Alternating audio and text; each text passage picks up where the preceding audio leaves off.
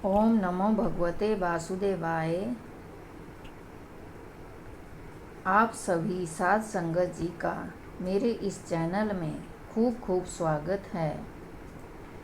तो 4 अगस्त को कामिका एकादशी श्रावण मास की आ गई है।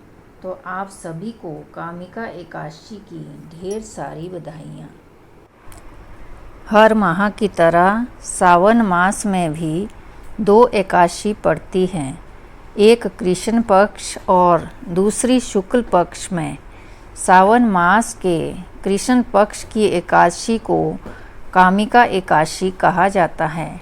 कामिका एकादशी के दिन भगवान विष्णु की विधि विधान से पूजा की जाती है। देवशयनी एकादशी के बाद से ही चतुर्मास चल रहा है। भगवान श्री हरि योग निद्रा में है। हालांकि इस दौरान पूजा पाठ की मनाही नहीं होती। धार्मिक मान्यताओं के अनुसार कामिका एकादशी के दिन व्रत नियमों का पालन और विधि विधान से पूजा अर्चना करने वाले भक्तों की सभी मनोकामनाएं पूर्ण होती हैं। इसके साथ ही उन्हें पापों से भी मुक्ति मिल जाती है। हिंदू पंचांग के अनुसार सावन मास के कृष्ण पक्ष की एकादशी तिथि 3 अगस्त दिन मंगलवार को दोपहर 12:59 से प्रारंभ होगी, जिसका समापन 4 अगस्त बुधवार को दोपहर 3:17 पर होगा। उदया तिथि के अनुसार इस साल कामिका एकादशी व्रत 4 अगस्त को रखा जाएगा। कामिका एकादशी के दिन पूरे दिन निर्जला या फलाहारी व्रत रखें और भगवान विष्णु का स्मरण करें। एकादशी तिथि शुरू होने के पहले से चावल खाना बंद कर दें और व्रत का पारण करने के बाद ही चावल ग्रहण करें। व्रत के दिन भगवान विष्णु की पूजा करनी चाहिए। उस कामिका एकादशी को श्रेष्ठतम व्रतों में से एक माना जाता है। मान्यता है कि अगर आपकी कोई इच्छा लंबे समय से अधूरी है तो कामिका एकादशी का विधिवत व्रत रखकर आप भगवान के समक्ष उस कामना की पूर्ति की प्रार्थना करें। ऐसा करने से भगवान विष्णु आपकी कामना को जरूर पूरा करते हैं। कहा जाता है कि एक बार धर्म युधिष्ठिर ने भगवान श्री कृष्ण से श्रावण मास के कृष्ण पक्ष की एकादशी का नाम और महत्व के बारे में पूछा। तब श्री कृष्ण ने उन्हें बताया कि इस एकादशी को कामिका एकादशी के नाम से जाना जाता है। ये एकादशी व्रत व्यक्ति की कामना की पूर्ति करने के लिए उसे समस्त पापों से मुक्ति दिलाने वाला है।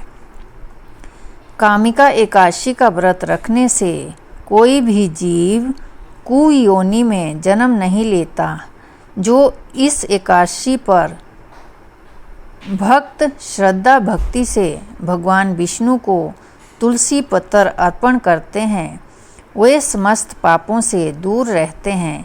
इसके अलावा भगवान श्री कृष्ण ने कहा है कि कामिका एकादशी व्रत करने वाले को श्रद्धा के साथ नारायण का पूजन करना चाहिए। उन्हें गंगा, काशी, नैमिषारण्य और पुष्कर में स्नान करने के समान फल प्राप्त होता है। तो आइए जानते हैं कामिका एकादशी व्रत कथा के बारे में। प्राचीन काल में एक गांव में एक पहलवान रहता था। पहलवान बहुत क्रोधी स्वभाव का था। एक दिन पहलवान का एक ब्राह्मण से झगड़ा हो गया। क्रोधवश पहलवान ने ब्राह्मण की हत्या कर दी।